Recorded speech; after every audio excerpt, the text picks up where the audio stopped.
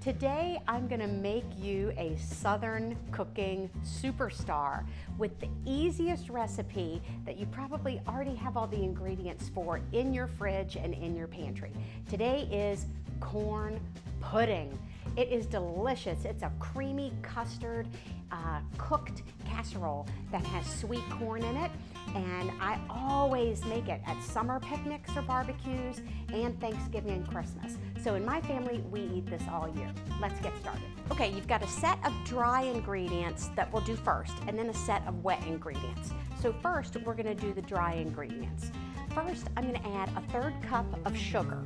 Recipe calls for 1/2 cup, but I'm good with a 1/3 of a cup because it's very sweet anyway.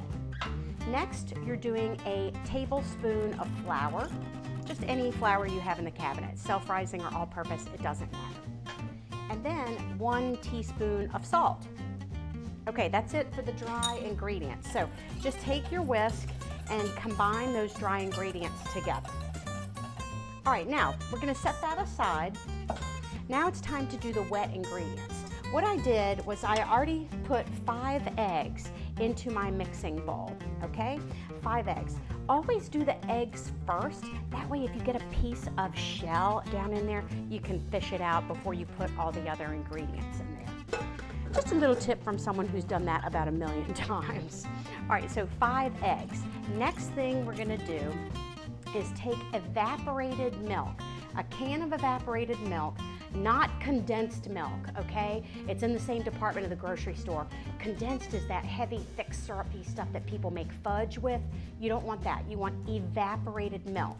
And you're gonna pour about 3/4 of this can in with your eggs.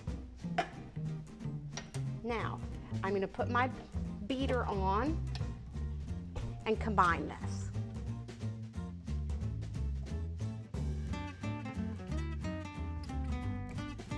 All right, once the eggs and milk are combined, now it's time to add the corn.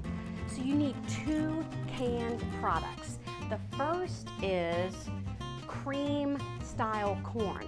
This is like that sweet liquidy kind of corn, and this really gives a great creamy sweet texture. So don't drain this, it's creamed corn. You want the whole can in the bowl.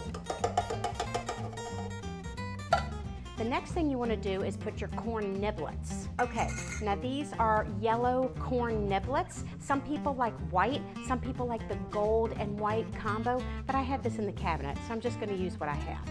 You do want to drain this. You don't want all that liquid in the corn pudding.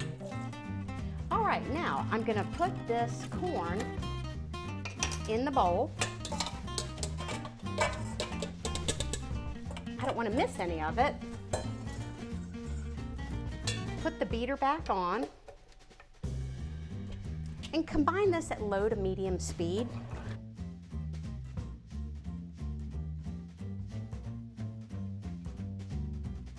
All right, now I'm finished with these wet ingredients. Now what I want to do is slowly combine the dry into the wet bowl of ingredients. So I'm going to put my mixer on low, and I'm just going to, a little bit at a time, put this flour, salt, sugar mixture into the bowl. And what this is going to do is create that creamy, thicker, kind of custard consistency in the corn pudding. All right, believe it or not, we're like done with this part. Another tip I want to give you is if you're one of these people that does like Weight Watchers or, you know, counting exchanges and points and things, don't try to substitute like low-fat milk and Splenda. It won't come out with that nice creamy custard. It'll kind of flop. So this is not a diet food. This is a celebratory holiday food, so just enjoy it. All right, what I've done is I've chosen one of my favorite casserole dishes. I don't do something for this as big as a 9x13. I go a little smaller because you want some depth to the corn pudding. If it's this little flat sheet of corn pudding, it won't have that nice richness and consistency. So this is a casserole dish that I love, and my Aunt Barbara gave this to me many, many years ago. So I always smile when I use this to make a casserole. So I just take the butter spray, either Pam or off-brand butter spray, and just prepare the casserole dish. Now we're ready to pour the mixture into the dish.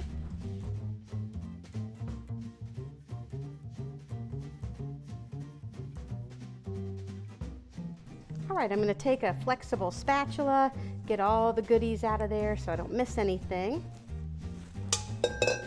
All right, the final step of preparing the corn pudding is to take some butter, cut it up into pats, and then what I want you to do is just lay it on top of this pudding mixture. And as it bakes, this just gives a nice, buttery, salty richness to this recipe. Finally, you want to get some ground nutmeg, not paprika, okay? They look the same.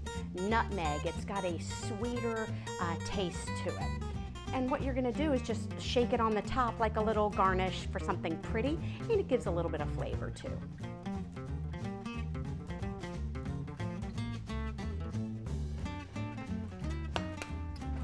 All right, now our corn pudding is ready to go into the oven.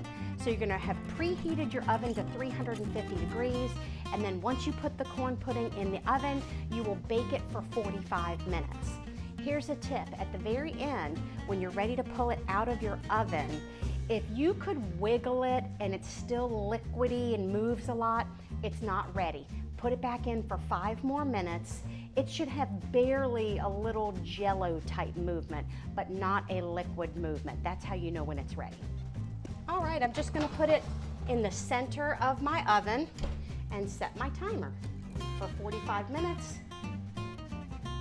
All right, so in 45 minutes, you're going to take this corn pudding out when it's like jello consistency, not real liquidy, and then just set it on the countertop and let it cool for about 10 to 15 minutes before you serve it. You want to give it a chance to kind of firm up and set up, and you will be the hero of your next holiday table. All right, so the corn pudding has been in the oven at 350 for 45 minutes, and the beep just went off. So let's take it out and take a look to see if it's done enough. See how this has a little bit of that jello shake? That's what you want. I'm not going to put this back in the oven and cook it anymore. It will stay hot enough that on the counter, it will kind of finish cooking itself in that casserole dish. You do not want to immediately serve this. You want to wait at least 15 minutes to serve this because it's too hot and that egg custard will be too soft. You want to get some firmness to it. So I hope you love it, just like my family does. I am Hope George, your recipe realtor and your best hope in real estate.